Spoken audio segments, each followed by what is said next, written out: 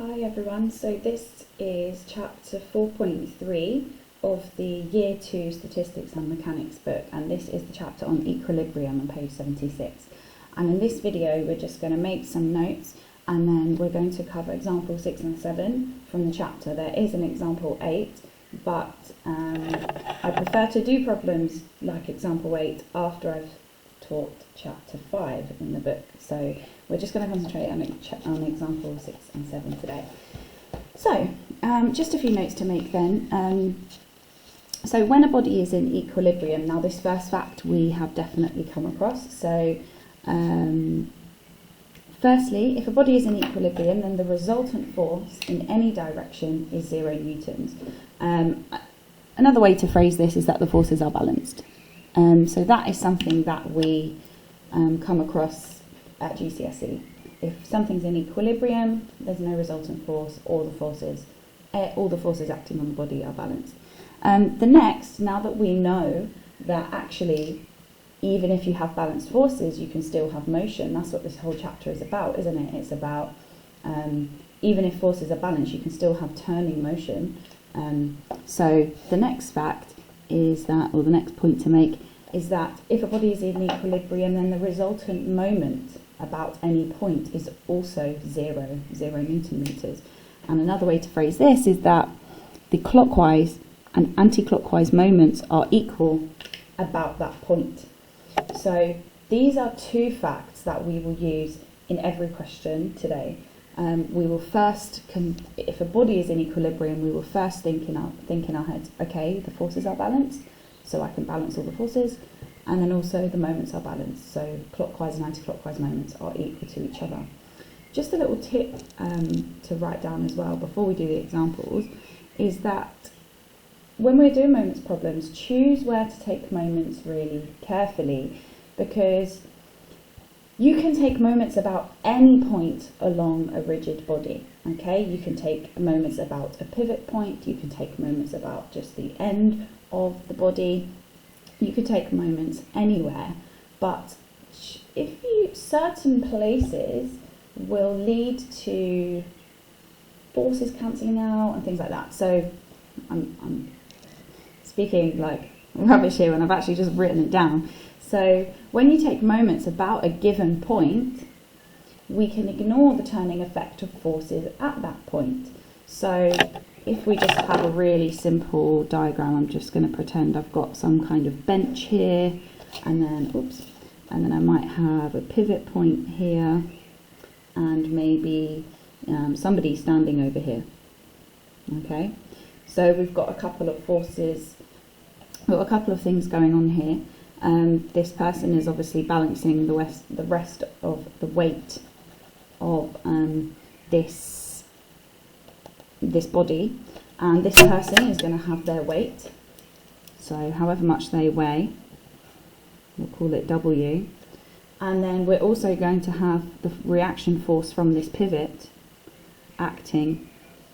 Now if I was to take moments about the pivot point, I can ignore this R force, okay, because I'm going to take moments about that point. So the only force I need to look at is the W.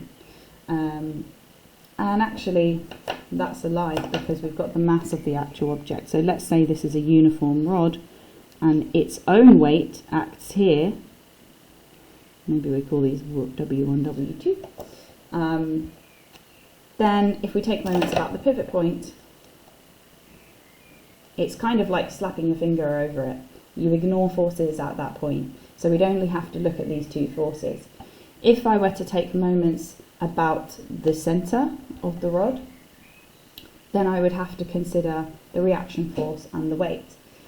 If I was to consider moments about the end of the rod, so here, then I would have to include all three. But if you don't know one of them, you might not know the reaction force, then that's going to be tricky. So just taking moments about different points can make your life a lot easier, but doing the examples will make this a lot clearer. I feel like that was just a load of paper. Probably could have not done that. So, example 6.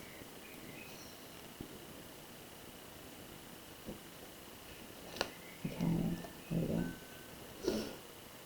So, example 6, we are given a diagram in the book, but I'm just going to have to redraw it here. But it says that the diagram shows rod AB of length 3 metres and weight 20 newtons. So maybe I'll write this information down. The length of the rod is 3 metres and the weight of the rod is 20 newtons. It's resting horizontally on supports at A and C, where A to C is 2 metres. Calculate the magnitude of the reaction at each of the supports. So we're going to draw this diagram. So here is our rod. Now, a nice big diagram is really beneficial to you in moments problems. The ones we're going to be doing today, you don't have loads of forces, but as you move through the chapter, you might have a couple of people standing on a ladder and there's lots and lots of forces. So a big diagram so that all those lines are not crossing over each other. So on this rod, we've got the support A here. In fact, I'm not even going to draw these supports like this because I'm going to be drawing a force diagram and I'm not going to be drawing a picture.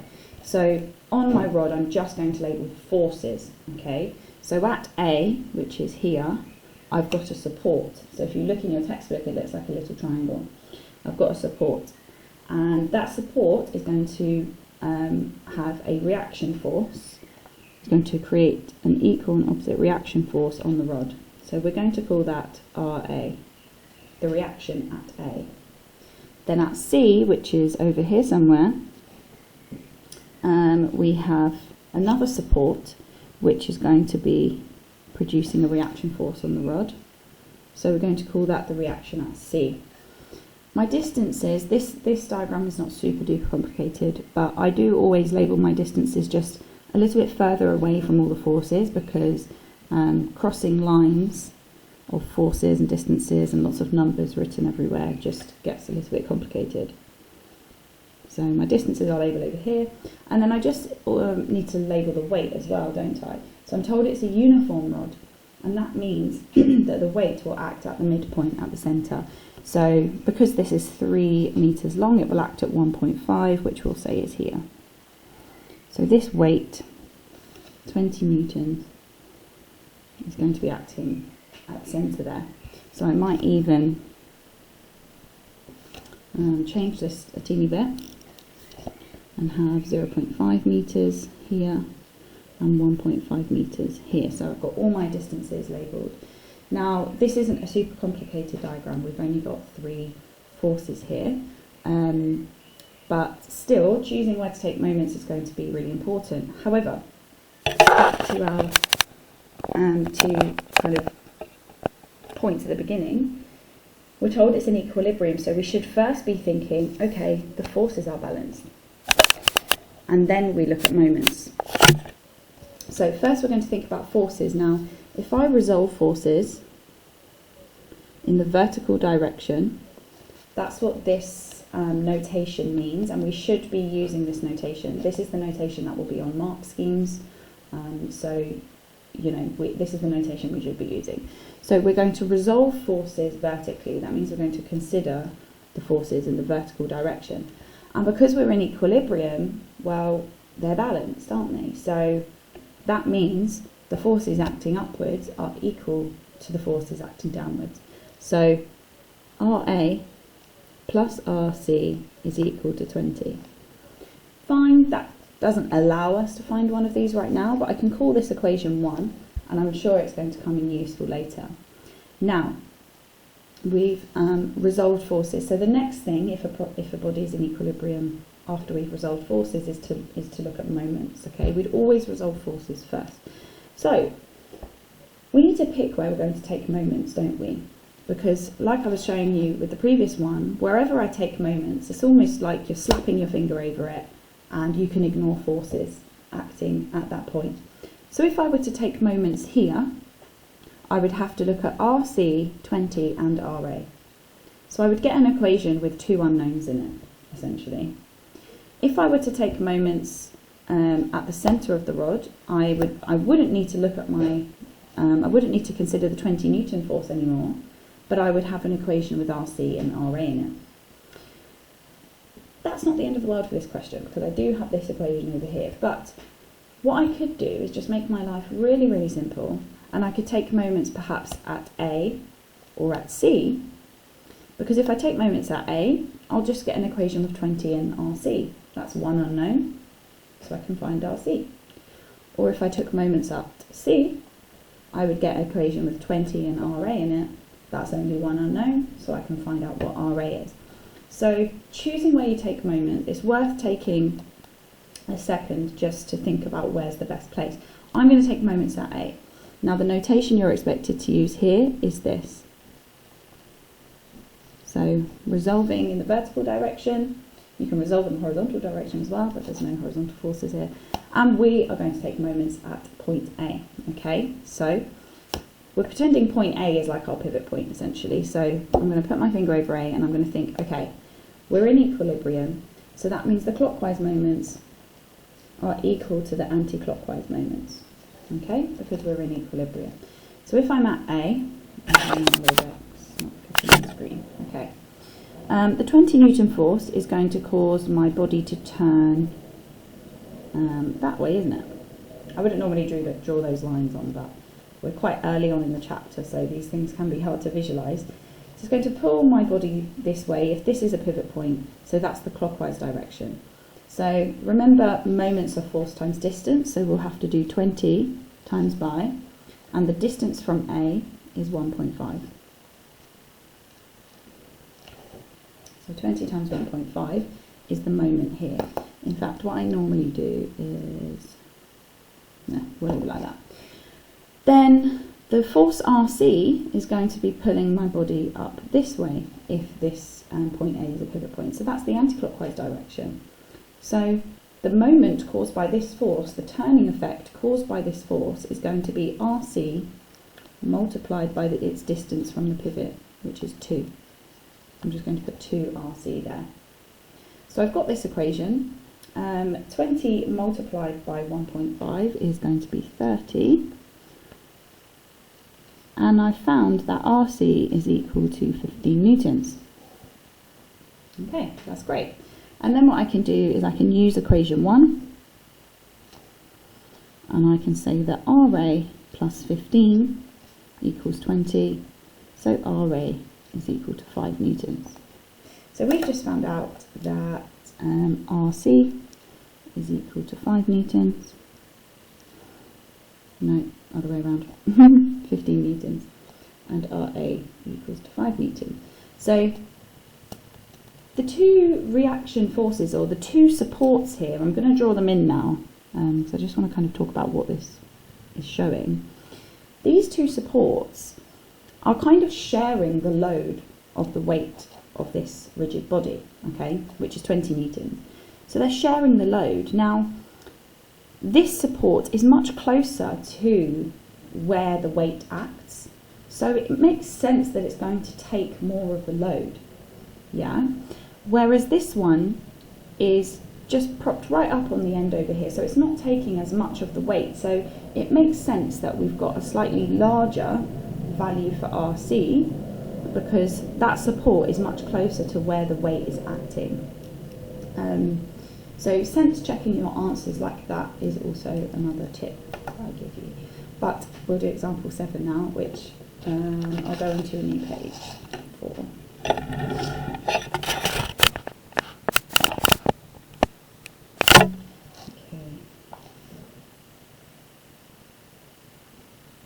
Quite often you don't get given diagrams, so you have to get really good at drawing them. But luckily for these two, we're given a diagram in the book. So we've got example 7, where we've got a uniform beam AB of mass 40 kg. So the mass of the beam is 40 kg and length 5 meters. It rests horizontally on supports at C and D, where A to C and D to B is 1 meter. When a man of mass 80 kg, so that's for the beam, isn't it? And then we've got a man who is 80 kilograms. He stands on the beam at E, and the magnitude of the reaction at D is twice the magnitude of the reaction at C. Okay. By modelling the beam as a rod and man as a particle, find the distance AE. So This question doesn't mention the word equilibrium, which is a little bit annoying because we're doing a chapter on equilibrium, but we're going to assume we're in equilibrium here. So we're going to draw this out.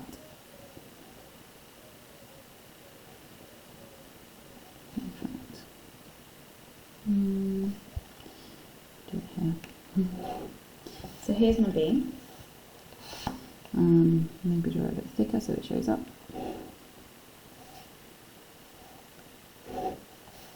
Okay.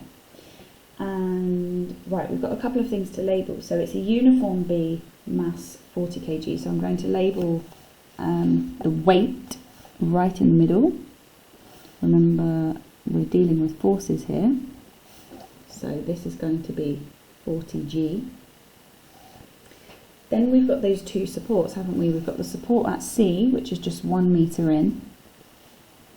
So let's say there-ish. So we've got the reaction from C, reaction from that support, and then we've got the reaction from the support at D as well. And then we've got this man of mass 80 kg, and he's just standing at point E, which we're not told where that is. So I'm just going to draw him randomly here. So here's our man standing here. I don't know if he's standing to the left or to the right of the centre of mass, but I'm just going to take a guess, really. So we need to label all these distances as well. So just a little bit further away on my diagram so that I don't get loads of lines crossing over each other. I'm going to label these distances. So the beam was called AB, wasn't it? So A to C, we were told, was 1 metre.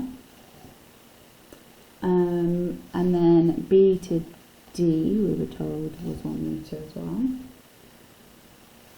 We know that this is a uniform rod, so this is going to act in the centre. So A to where the centre of mass is 2.5, so this is going to be 1.5. And then we don't know where, we don't know the distance that this is acting at. So sometimes if I have an unknown distance, I'm going to label this 1.52. I do a whole separate line and call that x. Well, actually, it depends where I'm going to take moments from. If I take moments from A, I would call that x. In fact, I might just leave that for now and come back to it. So, we need to find, find the distance AE. Oh, okay. So, the guy is standing at E, which is there, the man. And yeah, so I was right to do that. So we want to find this distance A to E, which I'm going to call x. But you can call it whatever you like. One other piece of information I haven't used at this stage, which I can label on here, is in the second sentence it says, when a man of mass 80 kilograms stands on the beam at E, the magnitude of the reaction at D is twice the magnitude of the reaction at C. So when this man stands here, the magnitude of the reaction at D is twice the magnitude of the reaction at C. This is good because otherwise we would have two unknowns, RC, RD and X, 3 unknowns. But now that we know this, that the magnitude of the reaction at D is 2 of the magnitude of the reaction at C, we've actually only got 2 unknowns now, RC and X. So we are first going to resolve forces because that always gives us, in example 6 you saw it just gave us a nice easy equation which we use later on, and usually when you resolve forces in these questions you get a nice easy equation that you can use later. So we'll do that. So first we're going to resolve our forces. So from this we've got RC and 2RC, so we've got 3RC acting upwards, and acting down we have 40 plus 80, we have 120 G. So that actually eliminates this unknown completely. RC is equal to 40 G. I won't substitute 9.8 just yet, but this is great because now I've eliminated an unknown. I haven't even given myself an equation I can use later. I've completely eliminated RC. So, great. Now, I'm still trying to find x, aren't I? I need to think about where is best to take moments from. So, we technically don't have any unknown forces now because we know that RC is 40 G. None of our forces are unknown, so this would be 80 G. But the thing about this is that we've got this distance x. So if this distance is x, then this distance here is going to be 5 take away x. So if I was going to take moments at, say, B, okay, firstly I'm not eliminating any forces, even though I know them all, but sometimes it's useful to eliminate some. I'm not eliminating any forces, and the distance from B to the man's weight, 80 grams, is 5. Why do I keep saying grams? It's obviously because there's a G there. But the distance of B to here is 5 take away x, which means 5 take away x is going to appear in my equation when it's fine, it's not the most difficult thing to work with, but why not just make it easier for myself and take moments at, say, A, and then the distance from A to C is just 1, the distance from A to 40G is 2.5, the distance from A to E is just x, not this expression 5 take away x, which I'd have to expand the brackets for, and the distance to RD is just 4 meters. So just, you could even think to yourself, well, why don't I take moments at E? You could take moments at E. If we take moments at E, then we have the distance to RD is actually going to be quite hard to define because we don't know how far away E actually is from A. If we were to, I'll do it just to show you that it's actually quite complicated, not quite complicated, but this distance here between E and RD is going to be, well, RD is 4 meters away from A, and E is x meters away from A. So this little distance here is going to be 4 subtract x. So if I was to take moments at E, and then I was looking at this force, and this force, and this force, it would end up with loads of these bracketed expressions with x in them, and I'd have to expand a load of brackets, and it's just more complicated algebra. So taking moments at A is the most simple thing to do here. So we'll do that. And because this body's in equilibrium, we know that anti-clockwise moments are equal to clockwise moments. So let's go through our forces. So RC, if we're taking moments at A, this is kind of like what we're saying now is our pivot point. This is RC is going to cause anti-clockwise motion. So the moment that RC causes is going to be 40G times by 1. Because remember, moments is force times distance.